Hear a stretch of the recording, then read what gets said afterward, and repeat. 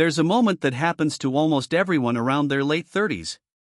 You're lying in bed, maybe it's midnight, maybe you just paid a bill, and out of nowhere, this thought creeps in. Am I actually okay financially? Or am I just pretending everything's fine? You don't say it out loud. You don't post about it.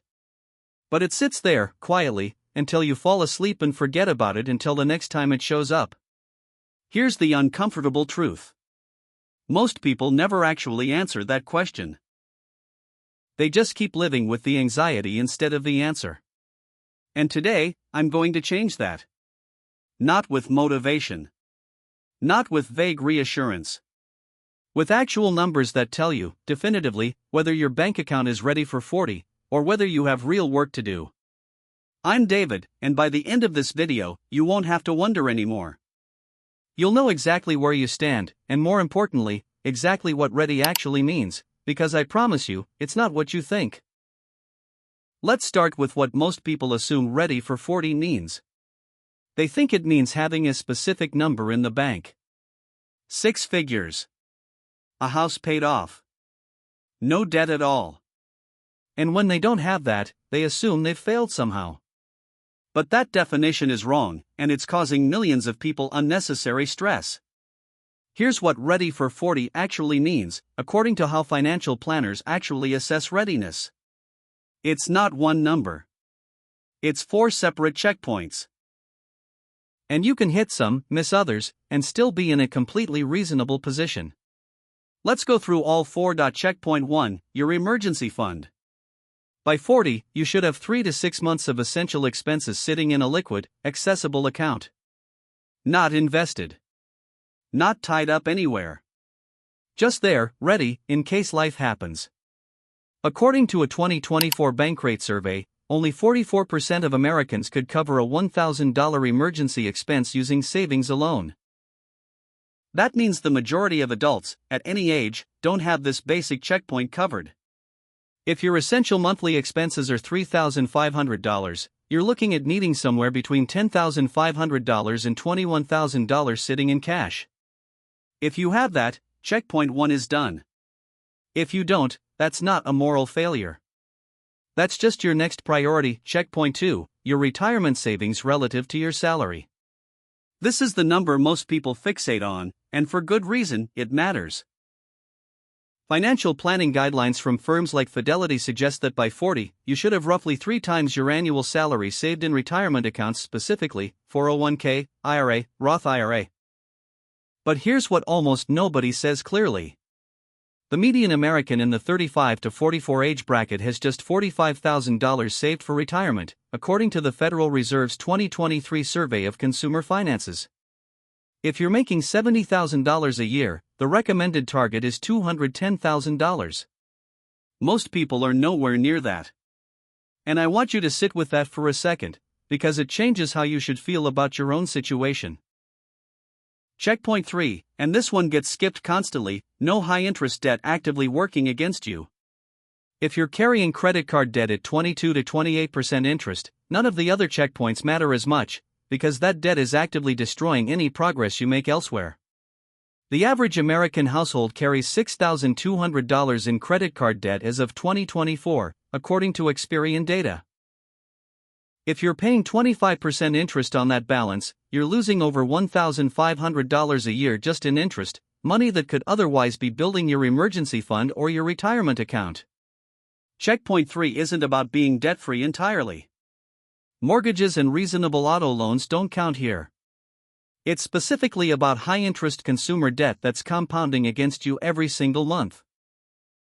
Checkpoint 4, and this is the one that actually surprises people the most, income stability and growth trajectory. This isn't about a number in an account at all. It's about whether your income has the ability to keep growing, or whether you're stuck.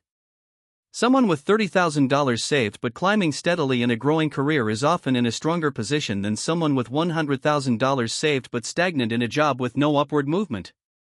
Why does this matter so much? Because retirement savings and emergency funds are outcomes of income over time. If your income potential has stalled, every other number becomes harder to move. If your income is still growing, even slowly, time and compound growth become allies working in your favor. Now here's where this gets interesting. Let's actually score this. Give yourself 1 point for each checkpoint you fully hit. Emergency fund funded, 1 point. On track or close to 3 times your salary in retirement accounts, 1 point. No high interest consumer debt, 1 point. Income that's stable or growing, 1 point. If you scored 4, you're in genuinely excellent shape, better than the vast majority of Americans your age, and you should recognize that instead of comparing yourself to people who seem to have more. If you scored 2 or 3, you're actually in a normal, workable position. You have specific gaps, and specific gaps are fixable. If you scored 0 or 1, you're not broken, but you do have real urgency to address at least one of these areas immediately. Let me show you why this specific number matters less than most people think, using a real comparison. Jennifer is 39. She scores 3 out of 4. Her emergency fund is solid, she has no high interest debt, and her income is growing steadily as a marketing manager. But her retirement savings sit at just $38,000, well below the recommended benchmark for her $65,000 salary. Instead of panicking about the gap, Jennifer does the math.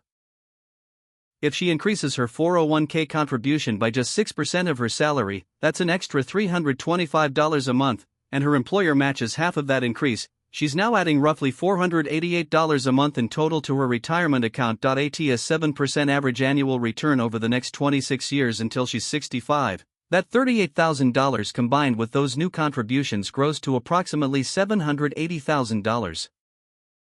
Jennifer went from feeling behind to understanding she has a clear, achievable path forward, without radically changing her lifestyle. Now compare that to Marcus, also 39, who scores just 1 out of 4. He has no emergency fund, $8,000 in credit card debt at 24% interest, retirement savings of only $12,000, but his income has been climbing fast in tech sales, up 40% over the past 3 years. Marcus's situation looks worse on paper, and in some ways it is more urgent. But his growing income is the lever that changes everything. If Marcus takes just 6 months to aggressively pay down that credit card debt using his rising income, he eliminates $1,920 a year in wasted interest payments. Then he redirects that same amount plus his continued income growth into building his emergency fund and retirement contributions. Within 18 months, Marcus could realistically be debt-free, have a partial emergency fund built, and be contributing meaningfully to retirement for the first time, not because he suddenly found extra money, but because he stopped hemorrhaging it to interest payments and redirected his growing income with intention. Here's what both of these examples prove. Being ready for 40 isn't about arriving at some finish line with a perfect scorecard. It's about knowing exactly which of these 4 checkpoints need your attention right now, and having a specific, calculated plan to address them, instead of a vague feeling that you should probably be doing better. So let's talk about what to actually do based on where you land. If your emergency fund is the gap, that becomes priority number 1, above everything else, including extra retirement contributions. You cannot build wealth on a foundation that collapses the moment an unexpected expense hits. If high interest debt is the gap, attacking the debt aggressively is mathematically your best investment. Paying off a 25% interest credit card is a guaranteed 25% return. No investment in the stock market offers that with certainty. If retirement savings is the gap but your other 3 checkpoints are solid, you're actually in a strong position. Time and compound growth are still on your side, especially if you're consistently contributing, even modest amounts, starting today, and if income stability is your gap, that's often the hardest to fix quickly, but it's also frequently the most valuable long-term. Investing in skills, certifications, or a job change that increases your earning trajectory can be worth more than any single financial decision you make in your 30s or 40s. I want to leave you with one final thought. The question was never really, is my bank account ready for 40? That question implies a pass or fail outcome, and life doesn't actually work that way. The real question is, do I know exactly where I stand across these 4 areas, and do I have a specific plan for the ones that need work? Most people never actually answer that question. They just feel generally anxious or generally fine, without ever doing the real assessment. You just did. You now know more about your own financial readiness than most people your age will ever bother to figure out. Whatever your score was today, 1, 2, 3, or 4, that number matters far less than what you do with the next 90 days. Pick the one checkpoint that needs the most attention, and focus everything there before spreading yourself across all 4 at once. I'm David, and I'm here to help you take control of your finances.